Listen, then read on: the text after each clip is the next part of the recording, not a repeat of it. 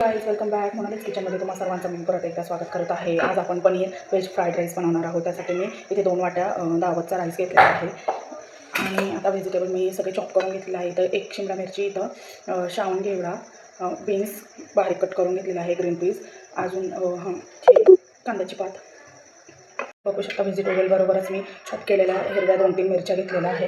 थोडंसं आपलं साजूक तूप घेतलेलं आहे, 2 चमचे तुपाने फार छान चव येते. आणि इथे मी सोया सॉस घेतलेला आहे, तो थोडासा आपण वापरणार. तिथे विनेगर, ते पण फ्राईड राईसला थोडंसं चवीपुरतं वापरतो. तुम्ही बघू शकता मी 2 ग्लास बॉईल करायला पाणी ठेवलेलं होतं. त्यात 1 चमचा मी मीठ घातलेला आहे. राईस आपला 10 मिनिटं लो फ्लेमवर आपण कुक करून घेणार आहोत. स्वच्छ धुतलेला तांदूळ मी आता हे आपल्या तापलेल्या पाण्यात चांगला बॉईल करून घेणार आहे 10 मिनिटे. खूप कमी वेळात हा राईस आपला शिजेल. तुम्ही बघू शकता मी आता कढई ठेवली आहे, त्यात 2 चमचे तेल घातलेलं आहे. आता मी त्यामध्ये आता व्हेजिटेबल्स परतून घेणार आहे. तेल टाकलेलं आहे, त्यात मी थोडासा जिरा घालत आहे.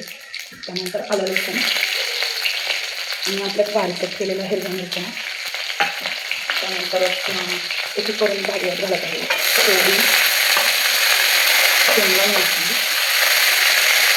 बीन्स, ग्रीन पीस, हिरवी मिरची, गाजर आणि टाकलेली कांद्याची पात केली.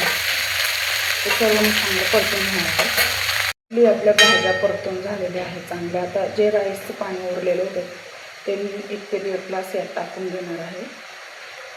तर तुम्ही बघू शकता 10 मिनिटं आपल्याला लो फ्लेमवर मी हा राईस शिजवलेला आहे. तो आपल्याला गाईच्या साहाय्याने गाळून घ्यायचा आहे. काही आपण या व्हेजिटेबलमध्ये राहिलेला तो शिजवून घेणार आहोत.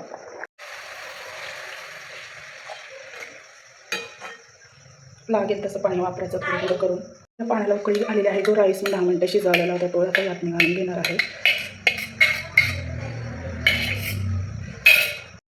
सो मी याच्यावर झाकण 10 मिनिटं ठेवले होते, ते मी काढून घेत आहे.